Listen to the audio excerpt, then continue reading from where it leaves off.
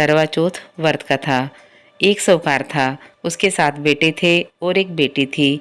उसकी बेटी की शादी हो गई थी, लेकिन वो इन दिनों मायके आई हुई थी।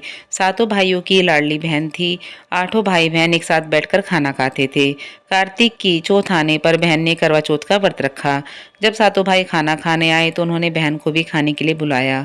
तो माँ बोली, आज इसका करवा चौथ का व्रत है और जब चौथ का चांद निकलेगा तब वह अर्घ्य देकर ही खाना खाएगी। तब भाइयों ने जंगल में आग जलाकर छलनी में से चांद दिखा दिया। बहन भाभीियों से बोली कि चलो अर्घ्य दे लो, चांद निकल आया है।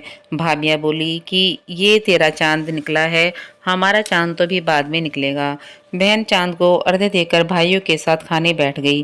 पहला टुकड़ा तोड़ा, बाल निकला। दूसरा टुकड़ा तोड़ा, छींक मारी। तीसरा टुकड़ा तोड़ा तो राजा के घर से बुलावा आया कि राजा का लड़का बीमार है, जल्दी भेजो। माँ ने लड़की के पहनने के लिए कपड़े निकाले तो 3 बार बक्सा खोला, तीनों बार सफ़ेद कपड़े निकले। तब माँ ने वही कपड़े पहनाकर ससुराल भेज दिया। लड़की की साड़ी के पल्ले में एक सोने का सिक्का बांधकर माँ ने कहा, रास्ते में जो भी मिले सबके पैर पड़ती जाना, जो तुझे सुहाग की आशीष देवे उसी ही ये सिक्का देकर अपने पल्ले में गांठ बांध लेना। लड़की को रास्ते में किसी ने भी पैर पड़ने पर सुहाग की आशीष नहीं दी और सबने यही आशीष दी, ठंडी हो, सब्र करने वाली हो, 7 भाइयों की बहन हो, अपने भाइयों का सुख भोगने वाली हो, देखने वाली हो। अब ससुराल के घर पहुंची तो दरवाजे पर छोटी नंद खड़ी मिली। बहन उसके भी पांव पड़ी तो नंद बोली, सीली हो, सपूती हो, 7 बेटों की माँ हो, मेरे भाई का सुख देखने वाली हो। यह आशीष सुनकर उसने सोने का सिक्का नंद को दे दिया और अपने पल्ले में गांठ बांध ली। अंदर गई तो सासू जी ने कहा कि ऊपर कोठरी है, वहां जाकर बैठ जा। जब वह ऊपर गई तो उसने अंदर देखा कि उसका पति मर चुका है। अब वह उसे लेकर उसी कोठरी में पड़ी रही और उसकी सेवा करती रही। उसकी सास दासियों के हाथ रूखी सूखी रोटी भेज देती। इस प्रकार उसे अपने पति की सेवा करते करते 1 साल हो गया। करवा चौथ का व्रत आया। सारी पड़ोसनों ने नहा धोकर करवा चौथ का व्रत रखा। सबने सिर धोकर हाथों में मेहंदी लगाई, चूड़ियां पहनी। वह सब देखती रही। एक पड़ोसन बोली, तू भी करवा चौथ का व्रत कर ले। तब वह बोली, मैं कैसे करूं? तो पड़ोसन बोली, चौथ माता की कृपा से सब ठीक हो जाएगा। पड़ोसन के कहने से बहू ने भी व्रत रखा। थोड़ी देर के बाद करवा बेचने वाली आई।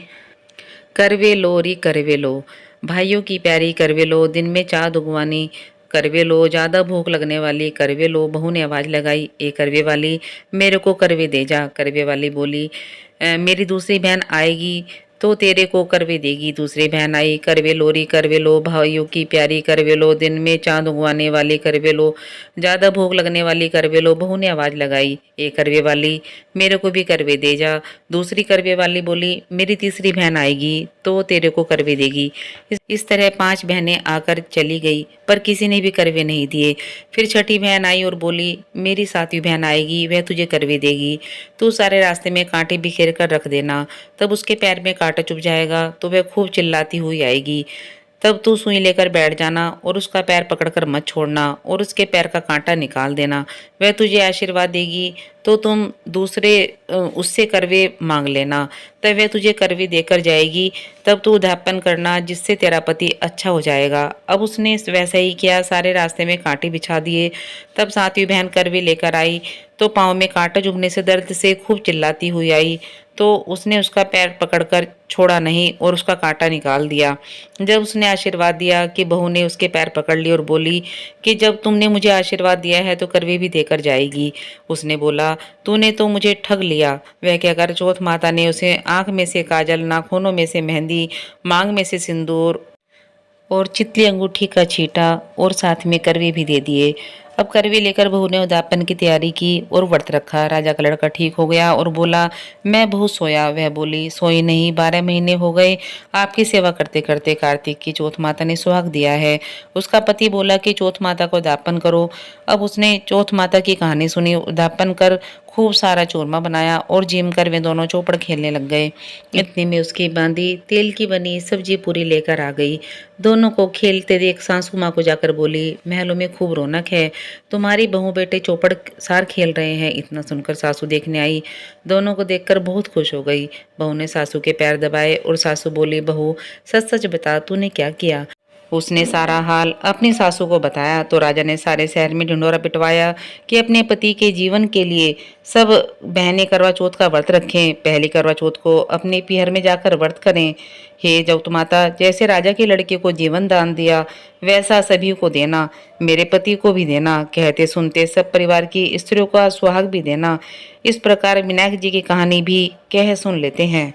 गांव में दो माँ बेटी थी। बेटी अपनी माँ से बोली कि गांव से सब लोग गणेश मेला देखने जा रहे हैं, मैं भी मेले में जाऊंगी। तो माँ बोली कि वहां पर बहुत ज़्यादा भीड़ होगी, कहीं गिर पड़ गई तो चोट लगेगी। बेटी ने माँ की बात नहीं मानी तो माँ ने बेटी को 2 लड्डू और घंटी में पानी भरकर कहा कि एक लड्डू तो गणेश जी को खिलाकर पानी पिला देना, दूसरा लड्डू तुम खाकर बचा हुआ पानी पी लेना। बेटी मेले में चली गई। मेला समाप्त होने पर सभी गांववासी वापस आ गए, परंतु उसकी बेटी नहीं आई। वह गणेश जी के पास बैठी रही। एक लड्डू पानी गणेश जी तुम्हें और एक लड्डू पानी मुझे, इस तरह कहते हुए पूरी रात बीत गई। गणेश जी ने सोचा कि यदि आज मैं लड्डू खाकर पानी नहीं पीऊंगा तो वह सारे के सारे घर चले गए हैं, यह अपने घर नहीं जाएगी। इसलिए गणेश जी लड़के का रूप बनाकर आए। बेटी से लड्डू लेकर खाया, वह पानी पिया और कहा कुछ मांगो।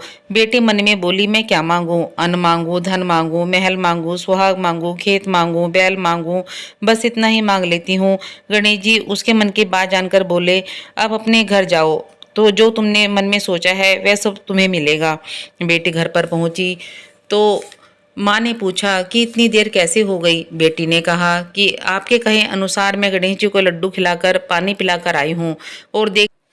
और देखते ही देखते जैसे उस बेटी ने अपने मन में सोचा था वह सब कुछ उसके घर में हो गया। ही गणेश जी महाराज जैसे उन माँ बेटे पर बरसे वैसे ही कहते सुनते सब पर बरसो। बोल गणेश जी महाराज की जय। चुटकले महाराज की जय।